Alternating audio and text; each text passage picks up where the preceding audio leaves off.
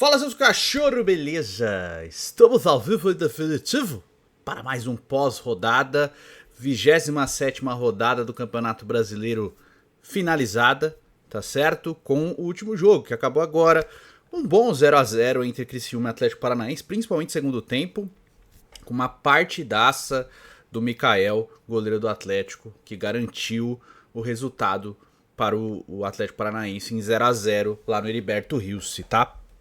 Então a gente vou fazer aqui um apanhado geral da rodada, tá? Em alguns jogos vou entrar um pouco mais, até porque são jogos que eu assisti, tem jogo que eu não assisto, então eu comento mais o resultado, um panorama geral em cima dos acontecimentos, tá certo? Tem um negócio na minha orelha aqui, eita prela, mas enfim, vamos lá. Vou tirar até que o Rafael não está, né, como você pode perceber, porque mandei mensagem pra ele, Rafael, vai gravar? Ele falou, tô de férias. Falei, puta, de novo, mano, caramba. Se eu não me engano, pelas minhas contas, o Rafael acabou de entrar de férias pela 34ª vez nesta temporada 2024. Então vamos lá, né? Vamos lá aqui nós, né? O Rafael está de férias, vamos lá, né? Aí depois ele fala de mim, né? Do AA, que eu fico almoçando por aí, tá certo? Mas eu tô sempre aqui gravando, né? O senhor Rafael, já não posso dizer o mesmo, tá sempre por aí, né? Bandeando nessas férias brasileiras. Tá certo? Vamos lá, vou fazer um apanhado aqui geral, tá certo? Se inscreve no canal, deixa seu like, é muito importante. E manda o vídeo para um amiguinho seu pra gente, né, continuar com o crescimento do canal, tá certo? Em breve novidades muito boas aí, tá? Além do podcast que a gente já tem com o Pro Gol, né? Que inclusive se inscreve no Pro Gol, que é o canal do nosso podcast lá com o Leandro Castro e com o Rogério, tá certo? Vou deixar o link aqui na descrição. Vão ter novidades muito boas em breve aqui no Futirinhas. Coisas grandes, hein? Segura a audiência. Anote. Preste atenção. Você viu aqui primeiro. Vamos lá, vamos falar da rodada como um todo. Não vi o jogo do Vitória. Eu sei que o Vitória venceu o Juventude por 1x0 com gol de pênalti dele, Gustavo Mosquito, ex-Corinthians, o que tirou o Vitória da zona de rebaixamento e deixou o Corinthians por lá, né? Um triunfo de 1x0 do Vitória em cima do Juventude, né? Tirou o Vitória da zona de rebaixamento. São duas vitórias seguidas para o nosso Vitória da Bacia, tá certo? Enfim, segundo jogo da rodada, tivemos a vitória do Corinthians por 3x0 em cima do Atlético Goianiense. Depois desse jogo a gente fez um pós-jogo aqui, o Pepe e eu, falando dessa partida, não só dessa partida, a gente fez um pós-jogo, mas fez um resumo geral dos últimos jogos do Corinthians, de como esse time melhorou o desempenho, tá? Então assim, nos últimos 5 jogos o Corinthians venceu 4 vezes, o que não tinha acontecido na temporada, né? Então o desempenho dá esperança ao torcedor do Corinthians de conseguir escapar, né, dessa fase incômoda aí, dessa zona de rebaixamento, tá certo? Teve a estreia do Memphis, o Corinthians venceu e venceu bem, com 2 gols de Romero, 1 gol de Rodrigo Garro, numa ótima apresentação do Corinthians, uma das melhores do ano, e a consistência do Corinthians nesse momento, por mais que tenha vencido o pior time do Campeonato Brasileiro, virtualmente rebaixado Atlético Goianiense, venceu e venceu bem, venceu convencendo, diferente de outros momentos que o próprio Corinthians até venceu algumas partidas, mas não conseguiu, né, ter uma consistência de grandes jogos seguidos. O Corinthians vem melhorando, né? Até na derrota contra o Fortaleza o Corinthians teve uma melhora, né? Acabou perdendo, mas jogou bem, perdeu gols, e aí vem melhorando gradativamente, né? Sob o comando do Ramon, tá certo? Porém, né, desse apanhado geral aí, a derrota pro Botafogo foi o jogo que o Corinthians saiu pior. Mas tem uma esperança, tá? Ainda é uma situação muito complicada, é uma situação ainda muito preocupante, principalmente pelo número de jogos que o Corinthians tem, né, em detrimento aos adversários que brigam pela mesma situação. Porém, é uma esperança, né? Aquela coisa que eu falei no vídeo que você pode acompanhar depois. O Corinthians tem que se preocupar em vencer suas partidas. É isso, vencer os seus jogos, né? Enfrenta o São Paulo fora, mas um jogo em Brasília, então é campo neutro, por mais que vá ter torcedor do São Paulo, né? Já é alguma coisa que o Corinthians pode ter um direcionamento, tá? Mas obviamente vencer o Lanterna não quer dizer muita coisa. O que eu faço é um apanhado geral que eu falo, né? Os últimos jogos vem numa crescente o time do Corinthians, tá certo? Enfim, tivemos também logo depois o clássico, né? Um clássico polêmico, Fluminense 0, Botafogo 1, com gol do Luiz Henrique numa falha grotesca do Felipe Melo, que tinha acabado de entrar por causa de um problema que o Nonato teve, né? Entrou o protocolo de concussão, porque teve um choque de cabeça, ficou até internado aí, então estimo as melhoras para o Nonato, não quero ir no Santos de novo, mas estimo melhoras para ele, né, que ele possa se recuperar. Até onde eu vi eu não tinha visto informações, mas acredito que ele já tenha se recuperado, né, e esteja em casa. Mas o Botafogo conseguiu a vitória num jogo equilibrado. O Fluminense, o primeiro tempo não teve muita coisa, né? Teve um lance polêmico. O John trabalhou em alguns chutes do Fluminense, né? Acho que o Fluminense no primeiro tempo foi até ligeiramente melhor que o Botafogo, no meu ponto de vista. Teve chances com o Cano, teve chances com o John Arias e teve algumas chances. Mas eu acho que o lance capital é o pênalti que não foi marcado para o Fluminense, porque para mim foi pênalti, né? Um pênalti em cima do Cano, né? Praticamente um tapa no rosto ali, né? Uma agressão dentro da área. Não acho que foi voluntário para agredir, tipo, de bater para ter um vermelho, mas foi falta. E o Wilton Pereira Sampaio, sim, ele, o árbitro FIFA, o árbitro que faz Copa do Mundo pelo Brasil, ignorou solenemente junto com o VAR um lance capital que poderia ter dado ao Fluminense sorte melhor nessa partida, tá certo? Enfim, né? Além desse lance, o segundo tempo foi um segundo tempo com o Botafogo um pouco melhor, até a falha bizonha do Felipe Melo, né, que prende a bola dentro da área, não percebe a chegada do Gregory, que rouba a bola e entrega para o Luiz Henrique, que faz o gol da vitória do Botafogo. Não comemora, obviamente, foi formado no Fluminense, mas uma importante vitória para o Botafogo, porque o Botafogo continua se mantendo na liderança e está sendo caçado pelo Palmeiras, cara. Palmeiras venceu também, a gente já vai chegar nesse jogo, tá? Deixa eu até colocar a tabela aqui, porque aí fica mais fácil pra gente falar, né?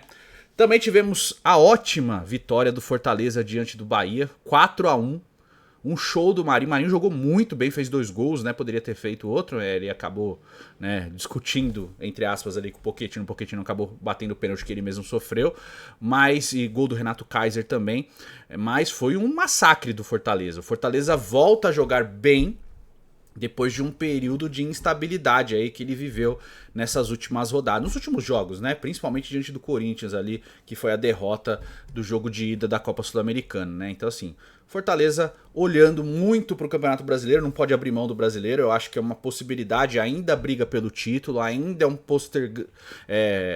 um postulante a ser campeão, sim, tá? Justamente porque é um time que venceu muitos jogos muito difíceis, goleou times muito difíceis de serem goleados, como é o caso do Bahia, né? Goleou Palmeiras, goleou outros times, né? É um time que sabe se impor muito bem, jogando em qualquer lugar, não só no Castelão, né? Que tem muita gente que usa esse discurso, o Fortaleza joga bem porque joga no Castelão. Não, né? O Fortaleza joga bem.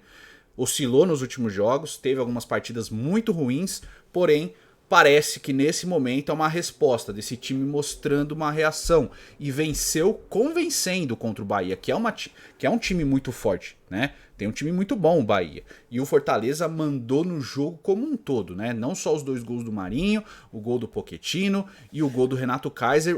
O Fortaleza teve chances para aumentar ainda mais o placar, né? Mas há um preciosismo ali já no final, mas eu acho que o Fortaleza podia ter saído até com uma goleada muito mais impositiva diante do Bahia, pelo menos uns 6 gols, tá? Porque criou para isso. Foi um time que se mostrou muito bem nessa partida. Então é uma recuperação de confiança.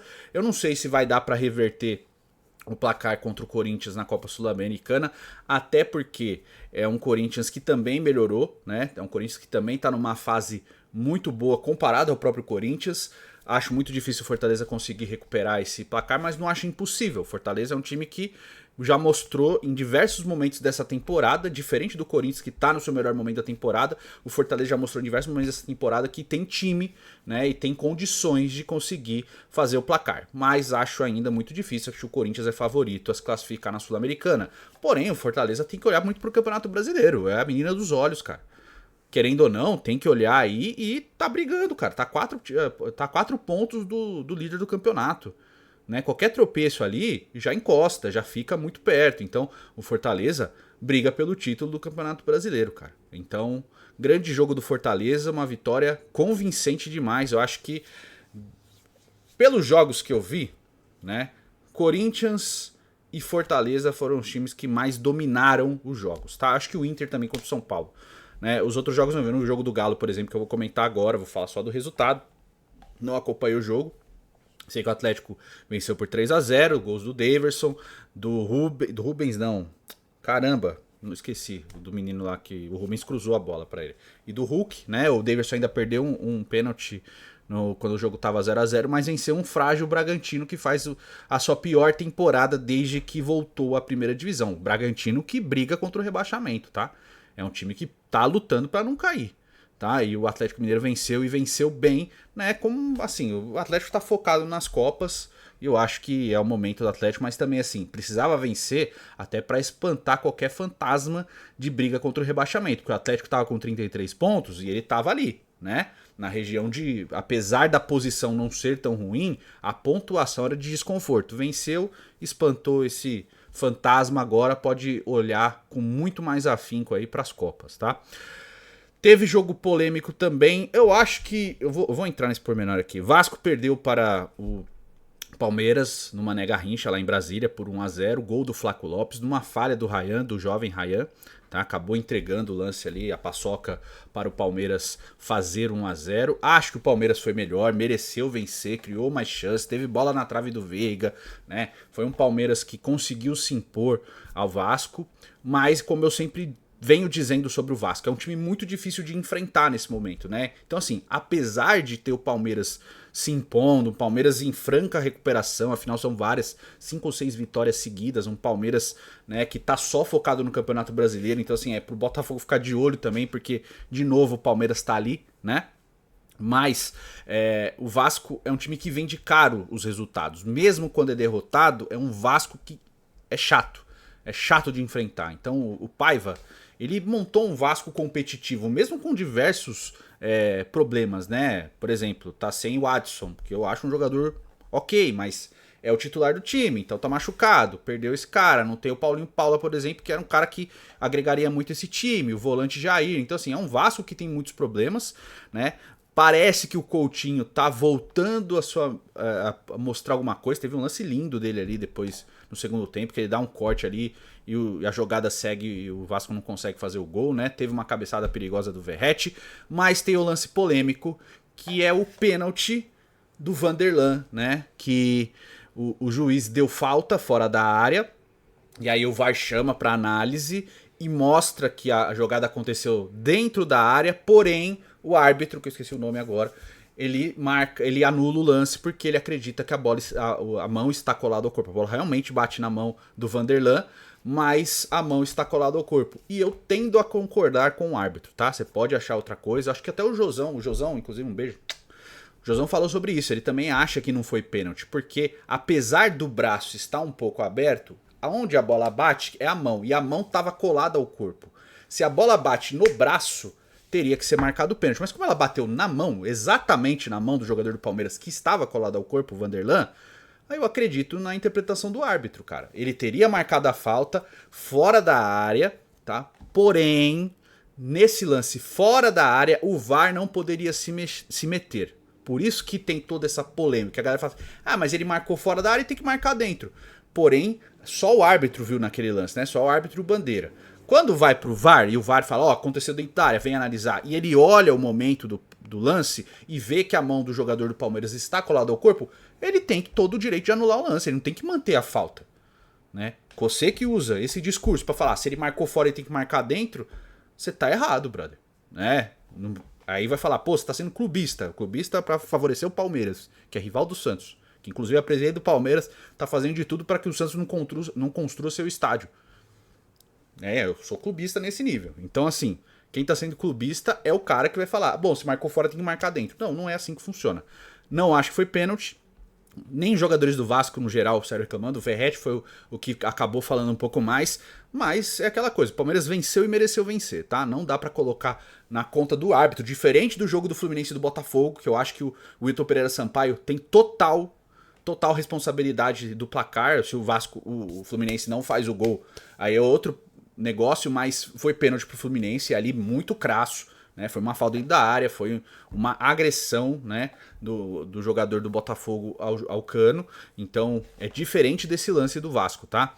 Não acho que o Vasco foi prejudicado, eu acho que aconteceu o placar normal, uma vitória do Palmeiras diante do Vasco. É um adversário muito difícil mesmo, é um postulante ao título também, e o Vasco continua um time que tá numa boa fase, apesar dessa derrota, né? É um Vasco que precisa se organizar para a próxima temporada. né? Então, acho que foi um placar normal, vitória do Palmeiras merecida, tá? Tivemos também a vitória do Grêmio diante do Flamengo, num jogo que o Flamengo estava melhor que o Grêmio, tá? O Grêmio fez 1-0 com o Cristaldo, num belíssimo gol. O Flamengo empata o jogo. Quem fez o gol do Flamengo, meu irmão? Puta merda, eu sempre esqueço, cara. Eu assisti o jogo, brother. Foi o Matheus Gonçalves, né? Que fez 1-0. Fez 1-1. Foi o Matheus Gonçalves, é verdade. Matheus Gonçalves empatou o jogo para o Flamengo, né? E aí, beleza. O jogo tava 1-1. Flamengo melhor que o Grêmio, tá? Apesar do Grêmio ter aberto o placar, o Flamengo tava melhor. Um Flamengo totalmente misto, né? Com time de reserva, né? 12 jogadores do Flamengo nem viajaram porque estão focados de tentar reverter o placar contra o Peñarol. O Flamengo que nunca venceu o Peñarol em Libertadores. Eu não sabia disso, né? Eu não lembro quem falou. Se foi o Canedo. Eu vi alguém falar, então desculpa aí. Mas enfim, o Flamengo totalmente focado em reverter o placar, porque eu acho que o Flamengo já abriu mão do brasileiro, diante das tantas contusões aí de jogadores importantes, né? Mas estava melhor que o Grêmio fora de casa, jogando lá na arena do Grêmio. Só que aí tem um lance capital, a expulsão do Carlinhos no segundo tempo. E vou te falar, olha, olhando pro lance ali, eu entendo a malandragem do Kahneman, eu não acho que bateu desse jeito. Eu acho que o Carlinhos não deu por querer no rosto do Kahneman, cara. Olhando o lance, tá? Eu olhei umas 2, 3 vezes. Eu não acho que o Carlinhos agrediu o Kahneman. Acho que ele foi bater o braço pra baixo pra tirar a mão do Kahneman dele, né? E aí acaba resvalando no rosto do Kahneman. O Kahneman sente, cai no chão e é malandragem do jogador. Eu entendo, acho que faz parte do jogo e tal. E eu acho que a expulsão, ela até cabe, mas eu acho que foi um extremo rigor, tá? Dado a expulsão do Carlinhos, que eu não expulsaria, tá?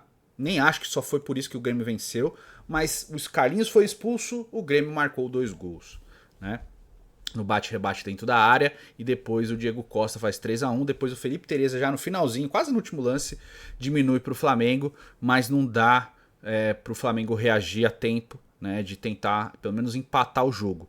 Mas foi um Flamengo que até a expulsão do Carlinhos era melhor que o Grêmio, cara. Era melhor que o Grêmio, mesmo sendo um time tão misto. O Grêmio conseguiu tirar vantagem dessa expulsão também e conseguiu garantir a vitória diante do Flamengo, né? Que dá um respiro também para o Grêmio, porque o Grêmio estava com 28 pontos, precisava vencer, mesmo tendo jogos a menos.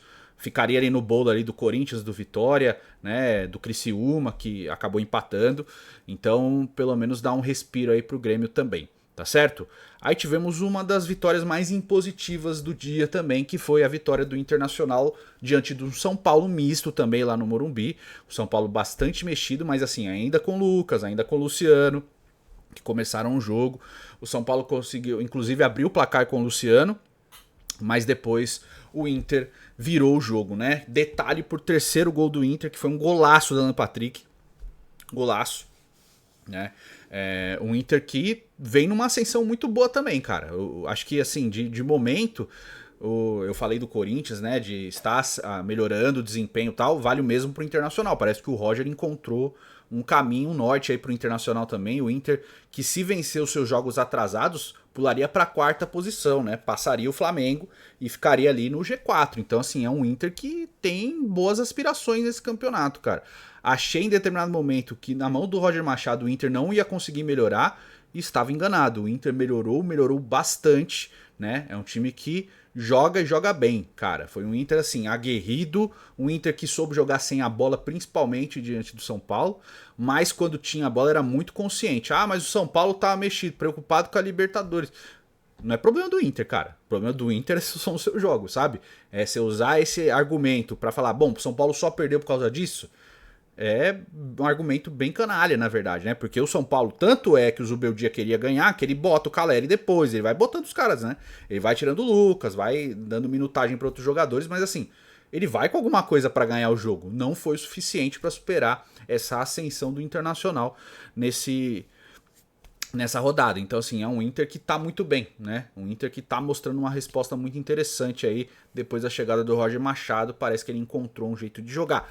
Já diferente do Cruzeiro. O Cruzeiro foi até Cuiabá para enfrentar o dono da casa na Arena Pantanal e não saiu de um 0-0. Já parece que o Seabra meio que entregou a paçoca, né? Não vou ficar no que vem, a galera tá procurando outro técnico e tal, meio que desmotiva o técnico. Eu acho que o elenco também não consegue dar uma resposta boa. Um Cruzeiro que aparentava com os reforços que estavam chegando que ia melhorar no desempenho do campeonato, porque estava muito bem antes da chegada dos reforços. E aí teve a polêmica lá do Pedrinho no áudio, lá falando do Seabra, que senão ia rodar e tal, né? E já tem essa conversa de trocar técnico, já tô falando de Luiz Castro. Enfim, o Cruzeiro não conseguiu sair do zero com o Cuiabá, né? Um adversário muito frágil, e não conseguiu sair do zero. Outro 0x0, que foi o que encerrou a rodada, né? Que foi o empate entre Criciúma e Atlético Paranaense, como eu abri o vídeo falando, né? Numa grande atuação do Mikael, né?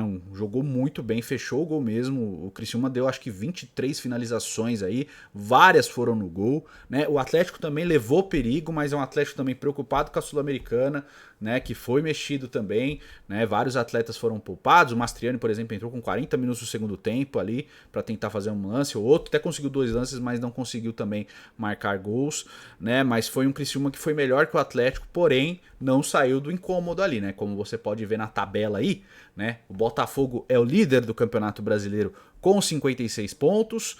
O Palmeiras segue o Botafogo de perto com 53, né? A sequência de vitórias do Palmeiras também é muito importante, né? O Fortaleza vem na terceira posição com 52, todos com 27 jogos, e o Flamengo vem na quarta posição com 45, já abrindo, ficando 7 atrás do Fortaleza, 11 atrás do Botafogo, faltando 11 rodadas aí pro fim do Campeonato Brasileiro. O Flamengo já não tem chances de ser campeão, só se um desastre acontecer com todo mundo e só o Flamengo jogar bola a partir de agora, tá?